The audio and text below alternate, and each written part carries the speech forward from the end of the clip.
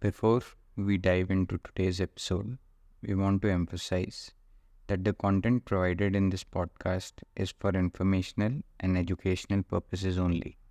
We are not financial advisors, and the information shared here should not be considered as professional financial advice.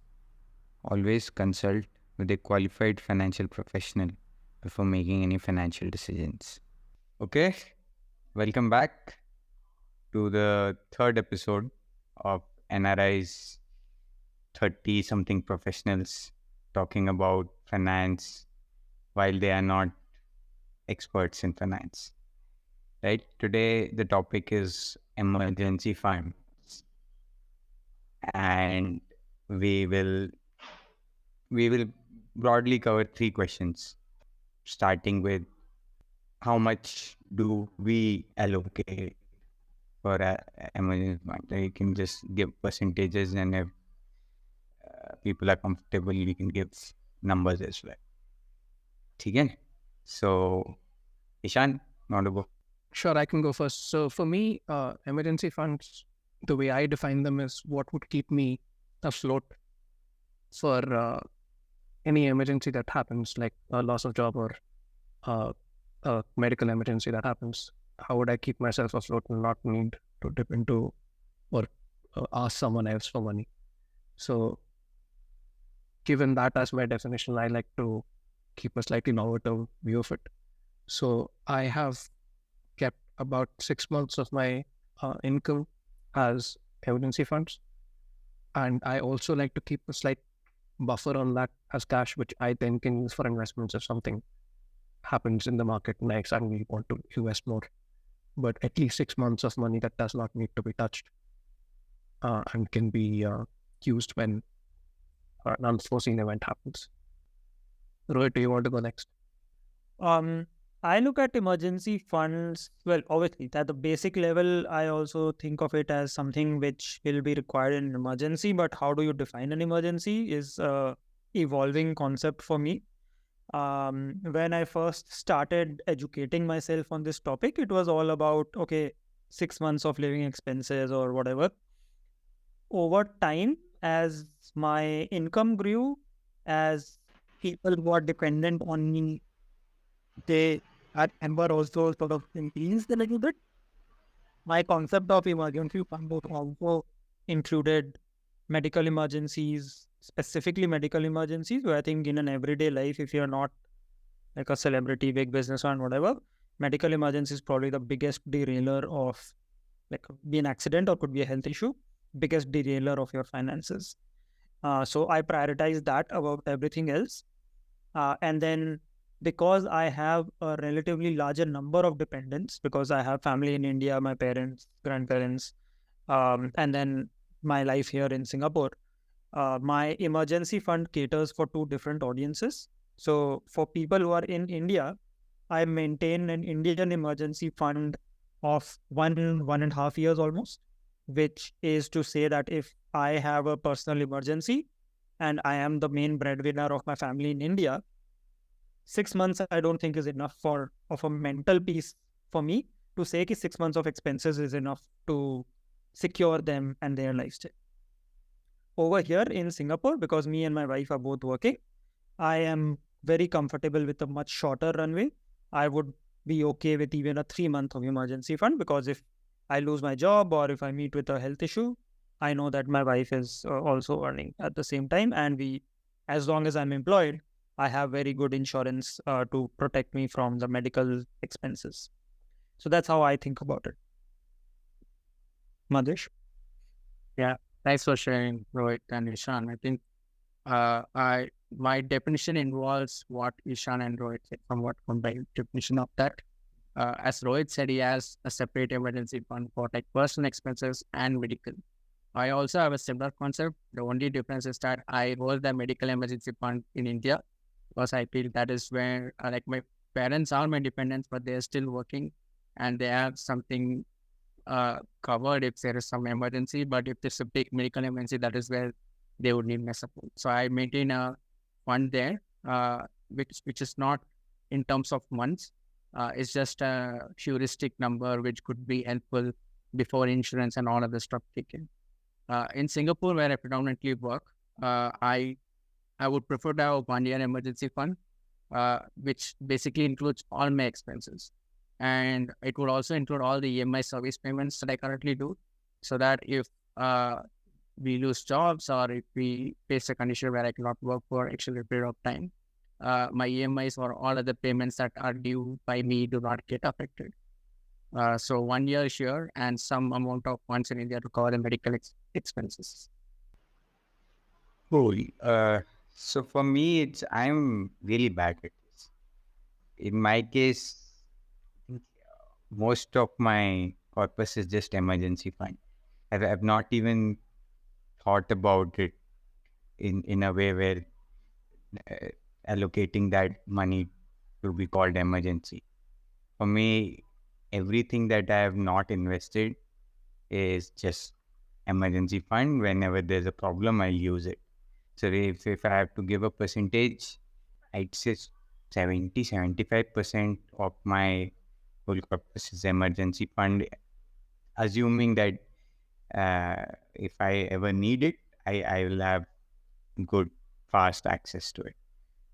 But unlike three of you, I haven't given it enough thought. I just thought कि भाई रखा हुआ है और अभी जरूरत पड़ी तो कर लेंगे यूज 1 साल 2 साल ये, and for medical, for dependents in India or Singapore, I haven't thought, which is not, I think I should give more thought to it. So yeah, that's my case. I comment on that. बोलो. I think एक चीज और आपको ये भी सोचना चाहिए, how many incomes exist within the same household. So at least in my mind, आपका emergency fund, one of the governing factors will also be number of income sources that you have available. So if you and your spouse are working, you can get away with lower amount of emergency fund and putting more money into whatever is your preferred investment vehicle. Holding too much cash without a plan, like if you have an action plan for the cash, I think that is perfect. As Ishan was saying earlier, कि there's a market opportunity, but stock गिर गया, उसको फट से खरीद लेने का है. That's a plan, right? There are conditions attached to it. If those conditions are met, we will use the cash. But अगर without specific planning or without a specific framework, you're holding on to too much cash, that is use of money, I guess. At the very least, you're losing it. Nothing else, FD में डाल दो. Worst case scenario. अब और में the thing is अपने को capital नहीं लगता है. So the bare minimum I think we all should do is any spare cash we have, at least put it in the FD so that कुछ तो मिले उसको 3%, 4%, whatever we get. Correct. I agree. That comment से मुझे भी ये याद आया कि generally like in my personal balance sheet, मैं emergency fund को 0 में ही रखूँ, मतलब उसका कुछ value नहीं है, so that I don't assume that in any other calculations of my net worth or like investing surplus, etc. I think that also habitually makes you think that that money is not for anything else. Even though it might be a big corpus that you're holding 1 year's. That's very good. I don't feel like that. I have all of my money in my balance sheet in emergency, but I like that. Cool. ठीक है. तो we've discussed how we approach emergency fund, how we define it in a way also. What I've heard from you guys is emergency fund where mainly the focus is on medical emergency, right?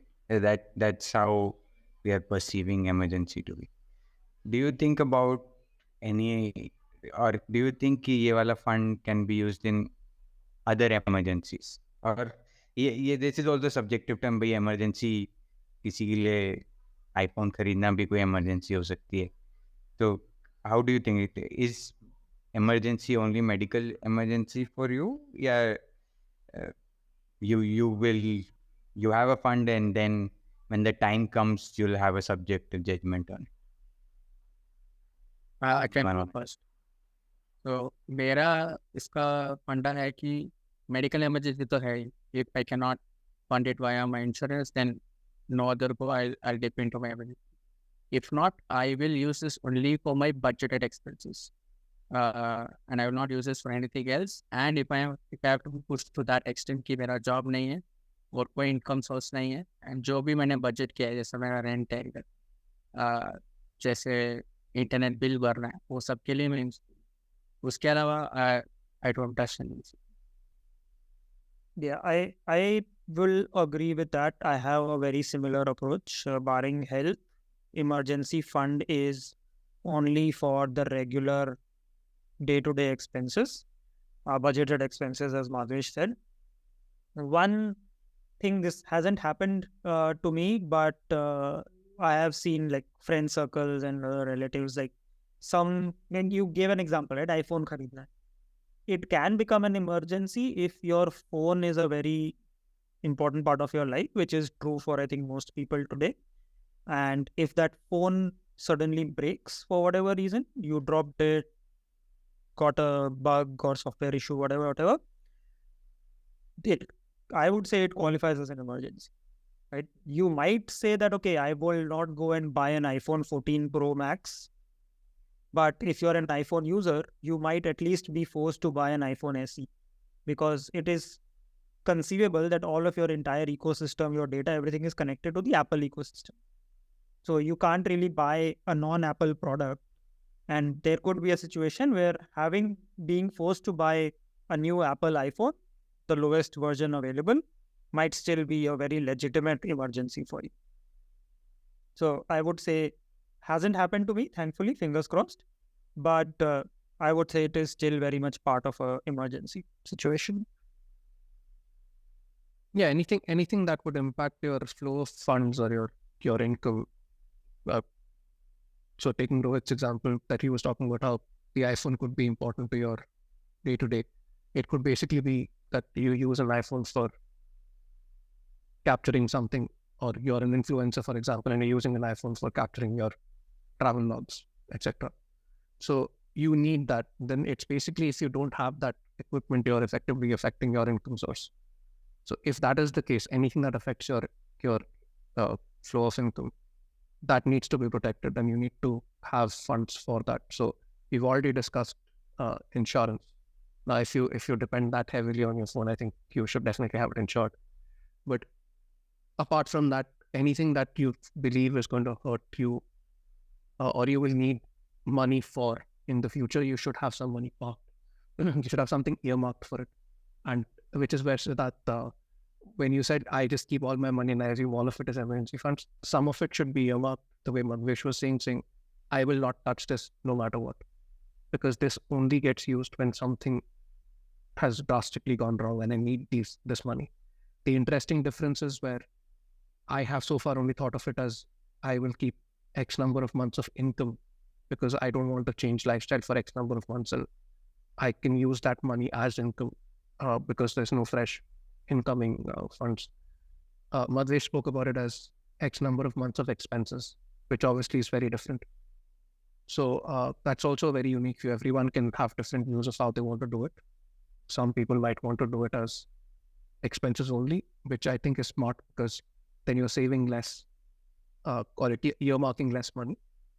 But that is what you use when something goes wrong. You'll be using it for expenses, and you'll also try and control your expenses because you're in an emergency, like a loss of income. In case of health, you don't have to think about it. Whatever is required, you have to pay.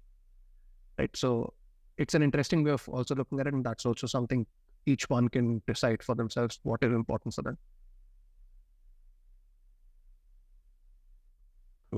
Good thoughts. Okay. So we're done with the questions that we wanted to talk about. Before we end, any closing thoughts, any other questions that anyone has? One follow-up on the iPhone thing is that I slightly digress in the report here. Unless a phone is not like emergency is something that you can tip on when nothing else goes your way. Of course, phones might go bad. It's a regular occurrence. I feel like your income should actually be helping you to do that, not your emergency funds. Unless you're in such a dire situation that you have lost job for 6 months and suddenly your iPhone goes away, and you need a phone to survive, then I might personally not do, but then there is a real use case to still buy an iPhone. If not, I would suggest like you should have your income flow in such a way that you'll be able to cater for such expenses without dipping into your emergency. I think the context Yeah. is really important. Go for it. So, for example, my cousin brother, he is a gamer, right? So his source of income is mobile and PC gaming. And if I think it actually happened. Actually, this is a great example. So about a month ago, there was some storm back in my hometown. Because of the storm, there was a power failure, and his computer was on at that time in sleep mode. But that power surge led to some kind of a small short circuit, and his desktop monitor just blew away. Okay. What happened because of that was he was actually participating in a tournament, and that tournament was basically over Wi-Fi. People are sitting all over the world and they're all playing games from their own systems. Because he did not have a monitor, he was immediately in an emergency because that tournament was one of the ways in which he is earning money. So then he had to dip into his savings to basically jugado a new monitor immediately, second hand or through a friend, etc., etc. He like ran around in many places to figure it out. But that is a great example of where something that I might not consider an emergency, like I use a monitor at home for my work, but if this monitor goes, I can still do my work on my laptop. But his work was immediately impacted and he had to get it fixed, like literally within a couple of hours. So that context obviously becomes very crucial depending on who you are and what is your definition of an emergency. So I think it will kind of play by the ear. Yeah, interesting. Nice. Okay. Good chat again. We're done with the emergency fund episode for this time.